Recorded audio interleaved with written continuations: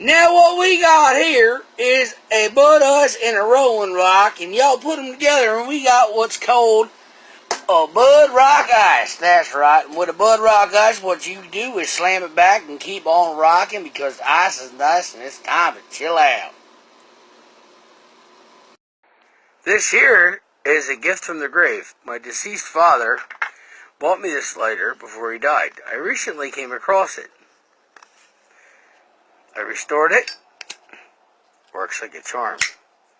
Thank you, Dad. I miss you so much. Beautiful, isn't it?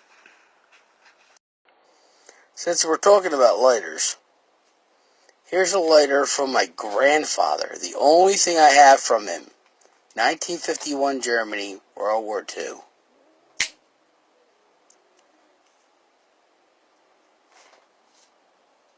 Beautiful piece.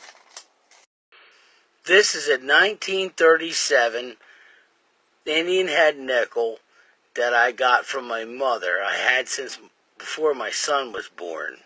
I once had to fight a man in high school to keep it. Obviously, I still got it. He can get his own nickel. So I'll take you back to 1998 when that happened. Remember, my mother bought me this, right? It's cut out, it's customized. And she got it for me. So, I'll take you through that whole story. You guys are going to like this. Because it has its own story.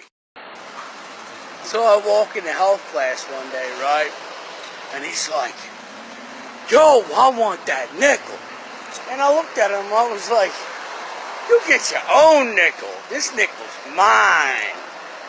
Right? So the whole class starts laughing at him because it's a nickel.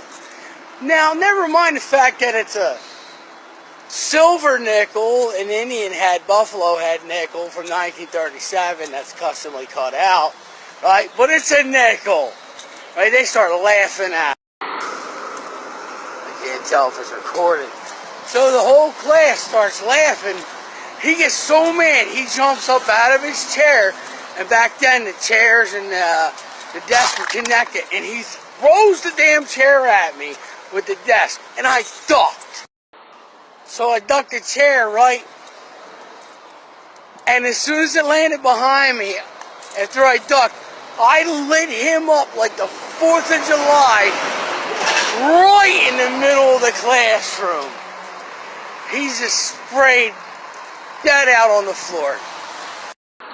Yeah, it was bad because we had like school cops and my mom had to wind up coming to school and I was like, "Listen, my man's trying to steal my nickel." And they laughed his ass right out of school after that. So that's the story behind it.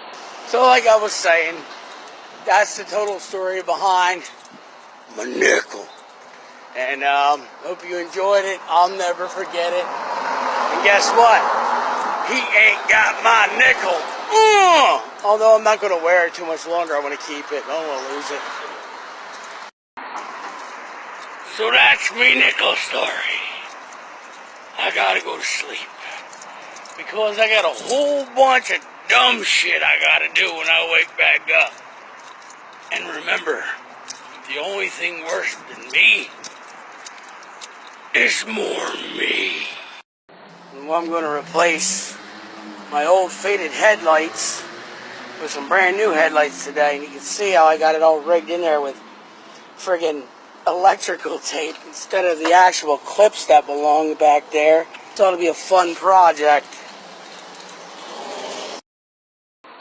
You're definitely going to instantly be able to see the difference in that once they're installed. All fogged and weathered. Brand new. And he has the clips in the back. Just gotta take all this shit apart. This'll be fun. You ready? God. See, at nighttime, these are my work lights for the truck. Yeah, I got her apart. That's the new headlight. That's the old headlight. Had to take the blinker off to get this in here. Hopefully I'll get it back in. And there we are, ladies and gentlemen. Brand new headlights in her. So we'll see if they work. I already tested them and lined them up. I got to get another clip for this one, but it's good. It's good enough for tonight. I got to get to work. Here's the problem. They're good. They're better than they once were. But we adjusted them against the wall, like the video suggested. And they're not shining perfectly straight. As you can see, they're kind of like shining downward onto the ground in front of me about 20 foot. So I got to readjust them tomorrow. They don't mind if I'm a teeny bit behind, you know, but I don't have the time to sit there and open that grill back up and take them headlights out and readjust them when, truthfully, I don't know what the fuck I'm doing anyway, but I do it.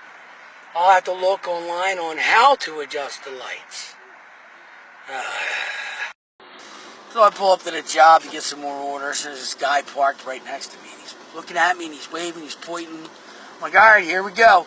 Well, here was somebody a couple weeks back who was broke down on the side of the road. I pulled over and gave him a hand. So it's nice to run into somebody you helped, you know. Even in the city, it happens. Just because I don't know how to do something doesn't mean I can't learn how to do it. Well, does that mean you don't know how to do it? Well, yeah, but we don't know how to tie our shoes at first, but we all can do that. So if you can tie a shoe, you can fix a headlight. Yeah.